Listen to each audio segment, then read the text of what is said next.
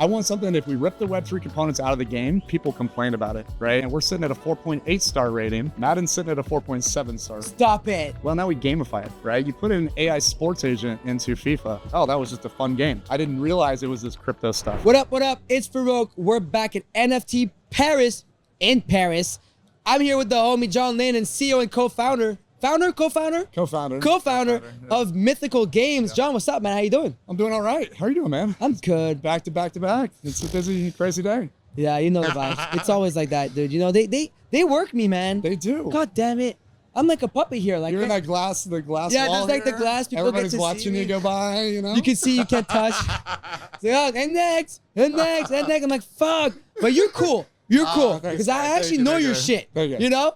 I actually know you. I don't know you. Yeah. I just got to meet you. Yeah. But I'm very familiar with Mythos, with Mythical Games. Yep. I played the Pudgy Penguin game at Art Basel. So why don't you give us a little background, like who you are and like what you guys do? Yeah, so my name is John Linden, CEO of Mythical. Been in the space for a long time now. 2018, we started Mythical. And, you know, our goal has really been a little bit different. We're not necessarily building Web3 games for Web3 audiences necessarily. We're really taking Web3 tech and how do we take it to the masses? And it's working. It's working in a pretty big way. I think our background is gaming. I used to make a game called Call of Duty for many years. I was studio head at Activision. Really? Yeah. So I was one of the 5 studio heads of Call of Duty. So so I came from the traditional game world and just really loved what we saw early on in terms of what this can do and the impact on mass market games and what we can do with this. So we've been at that mission. We had a first game, Blankos.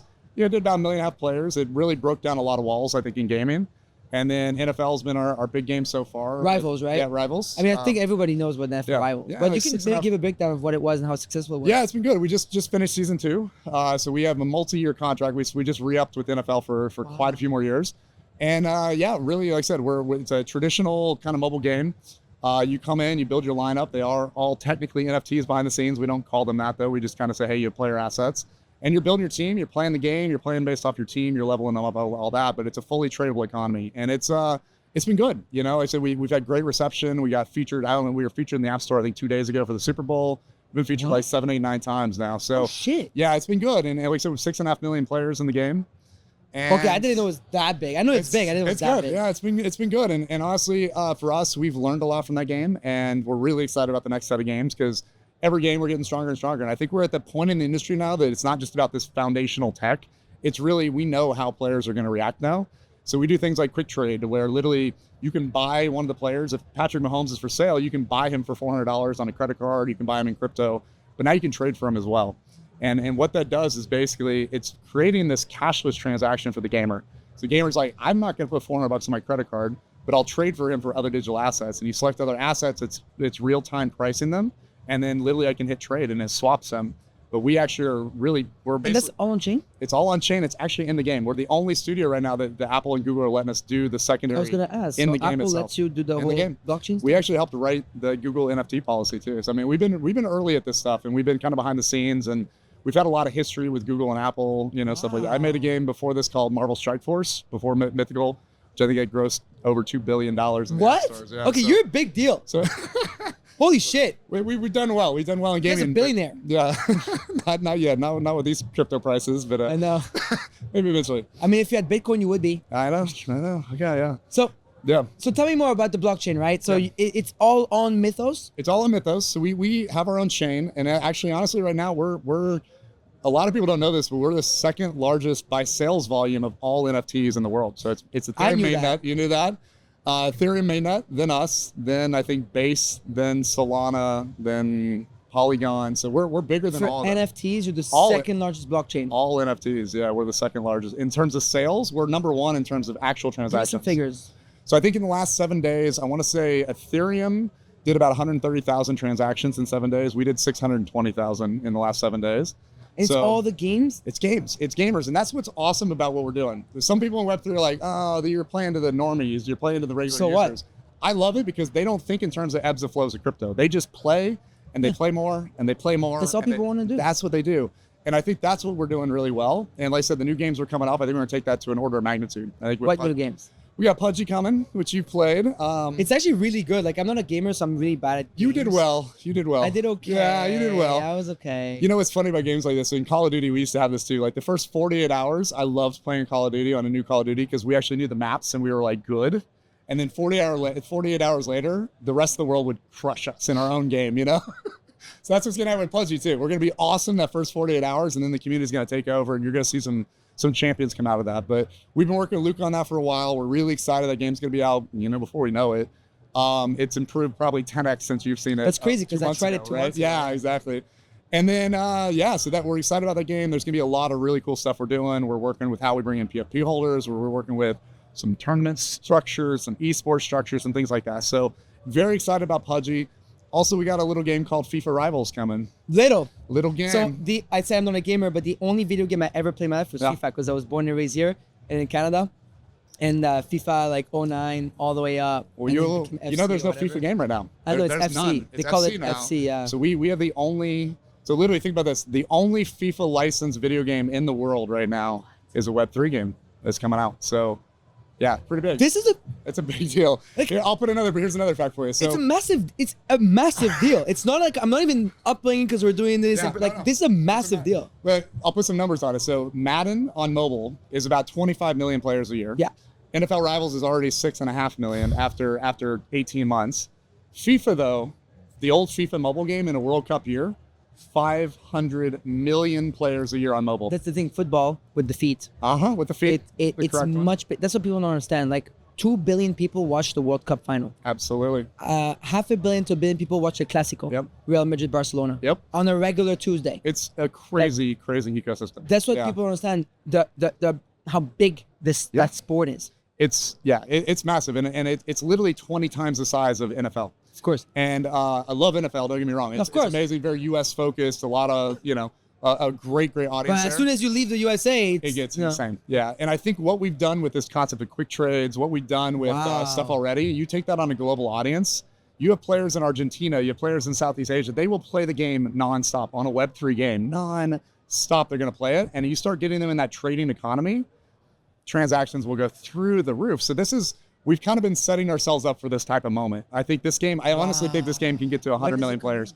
It'll be this summer. So it's coming out this summer. FIFA Rivals? Yeah, we're working to get it out before the Club World Cup, the FIFA Club World Cup. That's going to be sick. You're going to come out. You have to come out to Miami for it. It's going to be Is that an invite? Well, it's all over, but yeah, I'll get you in. Let's do it. Well, Miami in June, okay? I'm coming. Miami in Fuck June. yeah, I'm coming. We'll do it. Miami in June. That's a fun time, baby. We'll have a good time, yeah. But let me ask you, so you keep saying Web3 game. Yeah. There's something about gaming. Yeah. Something's not working in this space. Yeah.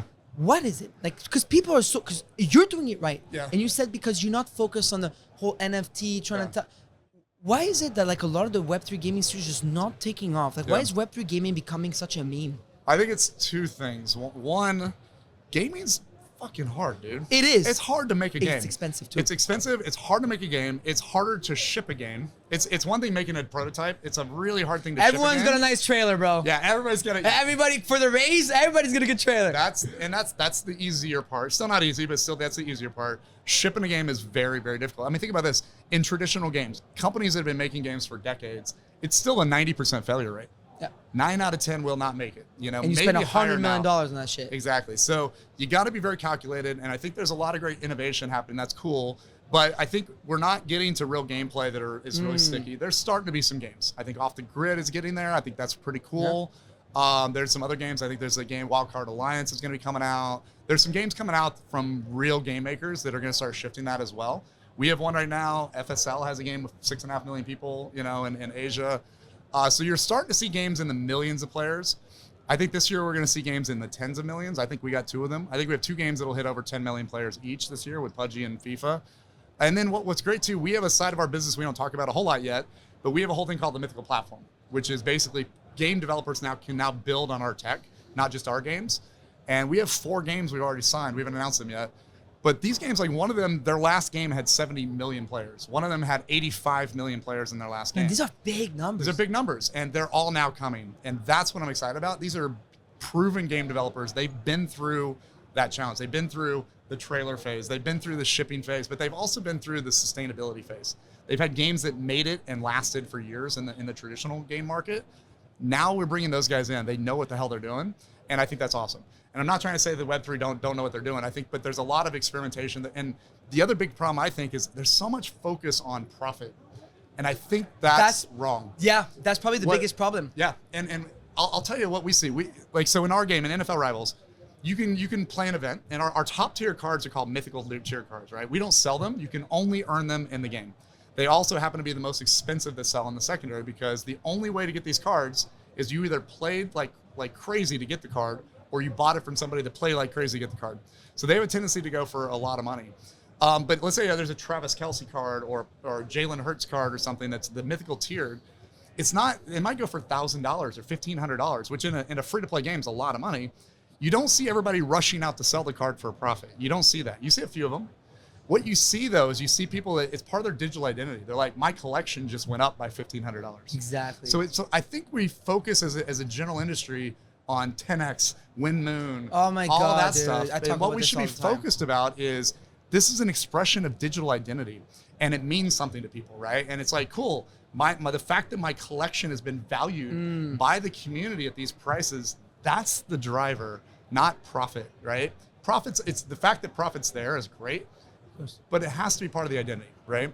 So that's where I think we're a little off still as a majority of the games, is we're thinking about, how do I profit? What's my token? What's my TGE? And we need to be thinking about, how does this, here's the thing we're trying to figure out.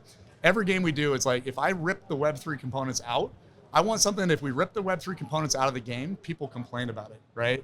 It's so valuable to that gameplay that if you take it out, people are like, dude, I want that back. So how did you sell Web3 to the gamers? Because they don't like it. It's funny. So I'll give another stat on this. So we had this when we came up against Madden, right? Madden's been around for 36 years, right? What? Yeah, 36 years. This is their like 36th anniversary. We're going to bring out an NFL game that's going to not compete with Madden, but be another entry in the space. And everybody's like, oh, gamers hate fucking NFTs. You're going to get review bombed, all that. Well, I think we have 250,000 reviews in the App Store. And we're sitting at a 4.8 star rating. Madden's sitting at a 4.7 star rating. Stop it. So we've outrated. So how? The incumbent. How did you do it? Because you make it natural. We don't talk about NFTs. So what do you talk? What do you say? We say, hey, here's collectibles. Collectibles, player assets, do they know tradable economies. Some of them do, some of them don't. We introduce it so you don't need to know. And what we found is about 20% of the players start figuring it out. They start going to the web. They're like, what's this currency thing? Because they spend so much time on it, right? Yeah. And I think that's the right way to onboard. You don't force it down. You don't be like, you have to know this before you can play. Just let them play. And once you let them play, a lot of them are figuring it out, right? And that's, I think, the right way to onboard it. That's why nobody complains about it, because it's like, oh, that was just a fun game. I didn't realize it was this crypto stuff, right? And you don't need to know that. It's to me, it's like how many websites advertise, this is built on AWS. This is built on Microsoft Azure. This is built on an Oracle database. Nobody cares. Nobody cares. Does it do what you want it to do? I always say that, bro. It's like... No, they shouldn't care. Why should I understand how my Visa credit card payment processor fucking goes through? Who gives a fuck? Which payment processor did Who that? cares? No one cares. I want the card to tap and hit work. I got a coffee, and that's what matters, That's right? it. That's how this stuff should work, right? If I want the money out, it should go. Get the money out. If you want the money in, get the money in. If you want to trade with somebody, trade with somebody. Thank you. That's how this shit should work. Coming from someone actually successful in the space, goddammit, listen to him. Listen to him. You know what I mean? Like, this is really cool. So what's lastly, like, what are you most excited about? You got FIFA Rivals coming out. That's actually, by the way, congrats, man. Because I'm a big FIFA guy. I'm gonna get you in the game. You got to see the game soon. That I can play, because I don't know football, but I can play that. I'm happy to play that. Yeah. But it's bam, FIFA. That's crazy, bro. Wow. So what are you excited about? I think, like I said, I think the thing I'm most excited about is the fact that we, at least as Mythical and Mythos chain, like, we have so much of that tech built, and we're seeing it played by millions of consumers now, that we're onto the fun stuff. Like, we're like, cool. Now, example, quick trade. That's been fundamentally huge for us. 50% of our marketplace now is quick trade, and that's been a huge growth. So now we got that built. We got that built, right? So now we go after, what do you do next? Well, now we gamify it, right? You put an AI sports agent into FIFA. Somebody you can talk to and be like, dude, I want Ronaldo. How do I get Ronaldo? And it's like, well, man, Ronaldo's really expensive, but you have these assets. So what if you trade these for this and this for this? And you almost start with a thimble. And you trade your way to the Lamborghini, right? And I think that's what I'm excited about, is that's the crap we get to work on now. Now it's like, now you get to play. Now we get to play. Now we get to optimize. Now we get to go after bigger and bigger opportunities. And I think, honestly, the fact that we have Pudgy, which I think is a fan favorite in Web3, And we have It's FIFA, the face fan of favorite crypto. Web 2. Yeah. I think we have two of the best brands right now coming out in 2025. FIFA's the biggest IP. It's the biggest IP. And then you have Pudgy, who's the biggest IP in crypto. When FIFA Mobile in the World Cup, during the World Cup 2022, it had 85 million daily players, more than Roblox, more than Fortnite. It was bigger than both those games, what, 2 or 3 years ago? I used to play FIFA Manager mode like all the time as a kid. So imagine even a portion of that starting to come in and starting to figure out and what's it's on mobile. Yeah, it's on mobile. And we built it that way. We built it that way by design. That was our pitch to FIFA was, let's make it globally accessible. How does that happen? You know, it's funny. We started off talking to FIFA a long time ago. We made no inroads. We had NFL, which was great. And we actually been talking to several sports leagues. And then this kind of breakup with EA and FIFA happened, right? So I know, that was a big deal. That was a big deal. Big breakup. And FIFA called us, which was kind of interesting. Fucking shit. No, we ran into them at an event, and they're like, we sat down, and here I'll tell you my pitch. So I try and get away once a year. I try and go to like Kenya or somewhere just non-tech, right? Just to get away, reset. And whenever the last few times I went to Kenya, I'd show up, and every kid there had a mobile phone in their hands and a soccer ball on the ground. All of them. Everyone. That's what they did, you know. And that was part of my pitch. It's like, I want a game. Let's make a game that's globally accessible, that can monetize players. You don't have to spend a bunch of money. You can trade your way to the top, which we make money on, you know, on every trade. So you can trade your way to the top, but you can compete with whatever country in the world you're from. Sick. And that's what they loved. And they're like, yeah, let's do that. We also then kind of apply on our rival style. So you'll see oversaturated colors, kind of it's not going to be that hyper realistic. It's also very arcadey to where you're front flipping over other players, you're sliding between their legs, you know, you're doing bicycle kicks landing into a Spider-Man pose, stuff like that. So it's not supernatural, but it's kind of superhuman moves in certain parts of the game. So I think it makes it fun, but it stays grounded in the sport, you know. So I love that. It's gonna be fun. I can't wait to get you in the game. You'll have to check it out. I'm super interested. Yeah. We need to work together. We should. What the hell? Finally, we're meeting. Finally. God damn it. Jesus. Like, yeah, you got to do this interview today with this guy. I'm like, sure, I'll do it. Now you come in. I'm like, this is like the most interesting conversation I've ever had today. Dude, man. Honestly. I appreciate that. Let's be friends. Let's be friends. Awesome, John. Let's be friends. Thank you very much. Appreciate you for doing this. Thanks, man. Peace out, y'all.